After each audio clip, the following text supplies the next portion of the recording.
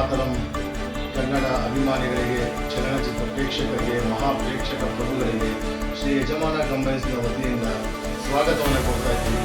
ಸರಿಸುಮಾರು 2020ರಲ್ಲಿ ನಾವು ಕನವರಿಕೆ ಅಂತ ಒಂದು ಸಿನಿಮಾನ ಶೂಟಿಂಗ್ ಮಾಡಿದ್ವಿ. ಶ್ರೀ ಕಾರ್ತಿಕ್ ರಾಮ್ ಅವರ ನಿರ್ದೇಶನದಲ್ಲಿ ಬಹಳ ಕಷ್ಟಪಟ್ಟು ಈ ಸಿನಿಮಾನ ನಾವು ಹೊರಗೆ ತಗೊಂಡೋದಕ್ಕೆ ಈಗ ಸೆನ್ಸಾರ್ ಮಂಡಳಿಗೆ ಹೋಗಿ ಸೆನ್ಸಾರ್ ಅವರು ಒಪ್ಪಿಗೆ ಕೊಡ್ತಾ ಇದ್ದಾರೆ.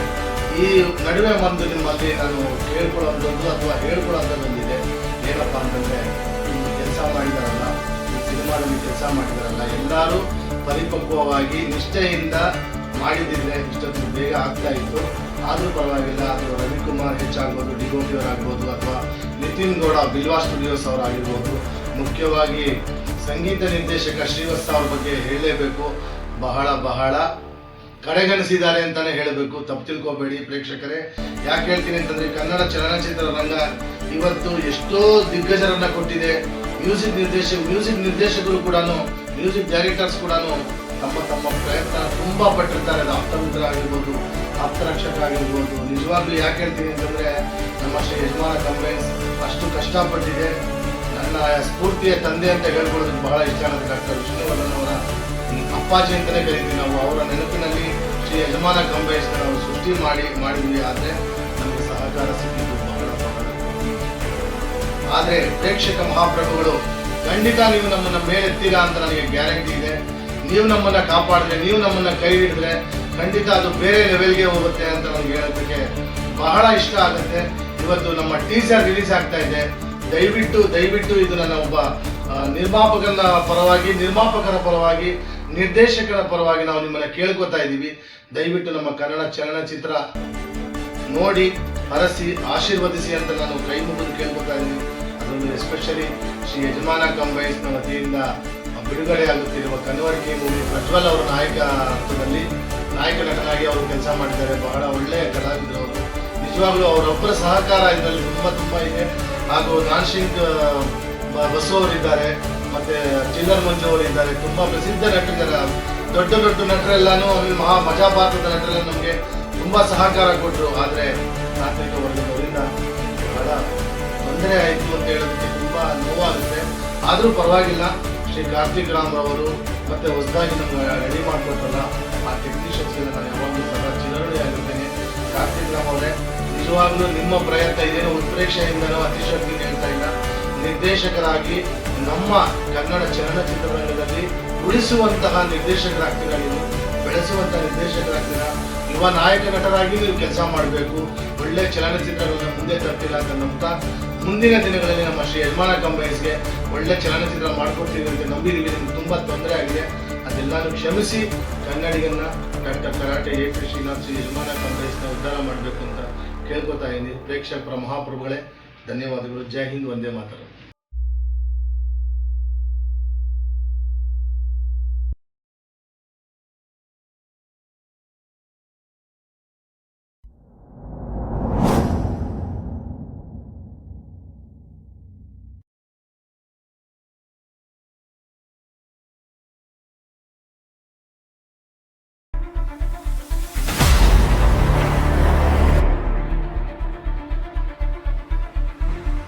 ಹಳ್ಳಿ ಎಂದರೆ ಸರಳತೆ, ವ್ಯವಸಾಯ, ಹಸಿರು, ಸಂಬಂಧ, ಸ್ನೇಹ, ಪ್ರೀತಿಯ ಸೊಗಡು ತುಂಬಿರೋ ಸ್ವರ್ಗ. ಹಳ್ಳಿಯಲ್ಲಿ ವಾಸವಾಗಿರುವ ಪ್ರತಿಯೊಬ್ಬರಿಗೂ ಒಂದು ಕೋಟಿ ಹಣ ನಮ್ಮ ಖಾತೆಗೆ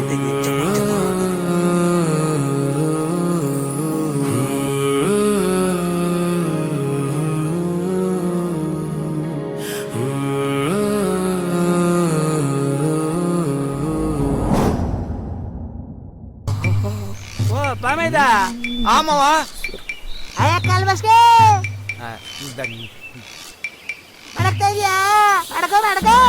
ಮಡಗ್ತೀನಿ ಬರ್ಲಾ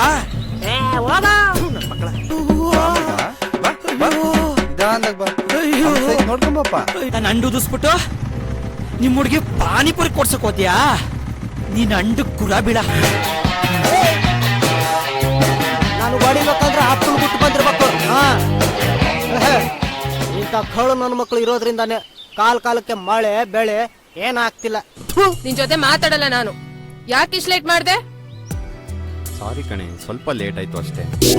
ಹೃದಯದೊಳಗೊಂದು ಮೌನದ ಪಿಸು ಮಾತು ಸೇರಲು ಬಯಸಿದೆ ನಿನ್ನಂತೂ. ನಾನೋಡದೇ ಇರಲಾರೆ ನಿನ್ನನ್ನು, ಕರೆದೊಯ್ಯೋ ನನ್ನನ್ನು. ಹೇಳು ಪುಂಗ, ಏನಾಯ್ತು? ಅವನನ್ನ ಸಲೀಸಾಗಿ ಕೊಲ್ಲಬಾರ್ದು, ಹಿಂಸೆ ಕೊಟ್ಟು ಕೊಲ್ಲಬೇಕು. ಏಯ್ ಕೂಡಾರಿ, ಈ ಪುಂಗಣ್ಣಂಗೆ ಪುಂಗಿನ ಅವನೇ ತಕೊಂಬರೋ.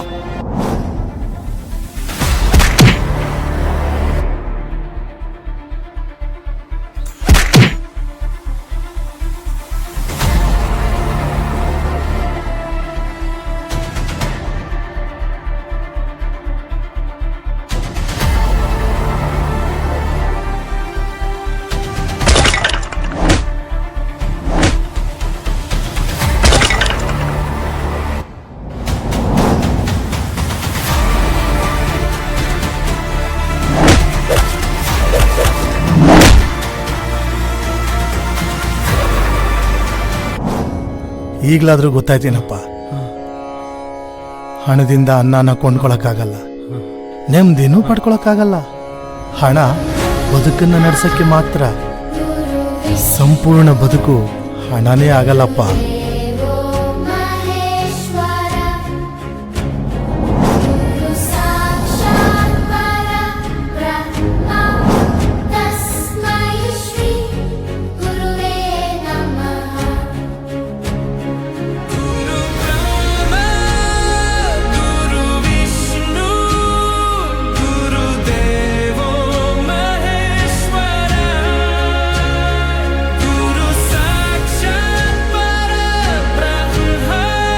Tăsmai Shri